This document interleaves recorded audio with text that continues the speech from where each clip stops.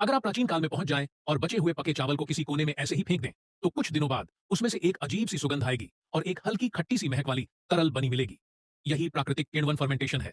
लेकिन यह तरीका नियंत्रित करना बहुत कठिन था, इसलिए आप इस प्रक्रिया को दोहराने का प्रयास करने लगते हैं।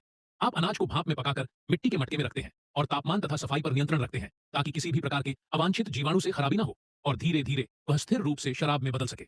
शराब की मात्रा बढ़ाने के लिए आप पके हुए अनाज को अंकुरित माल्टेड अनाज के साथ मिलाते हैं। अंकुरित अनाज में मौजूद एंजाइम स्टार्च को चीनी में बदल देते हैं, जिससे मीठा घोल मिलता है।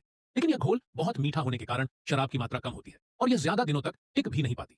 तब आपको पता चलता है कि कुछ फफूंद लगे हुए अनाज ऐसे होते हैं जो स्टार्च को चीनी में भी बदल सकते हैं और उसे शराब में भी परिवर्तित कर सकते हैं। आप इन्हीं से सबसे पहला शराब का किण्वन पदार्थ यानी क्वैउस बनाते हैं। इसे भाप में पके अनाज में मिलाने से किण्वन तेज, स्थिर और अधिक प्रभावी हो जाता है। बेहतर और अधिक प्रभावी बनाने के लिए आप बार बार प्रयोग करते हैं। कच्चे माल का तापमान बदलते हैं, विशेष जगहों की मिट्टी और जड़ी बूटियां मिलाते हैं, ताकि विशिष्ट सूक्ष्म जीवों को विकसित करके अलग अलग स्वाद वाले बड़े, छोटे और औषधीय तैयार कर सकें।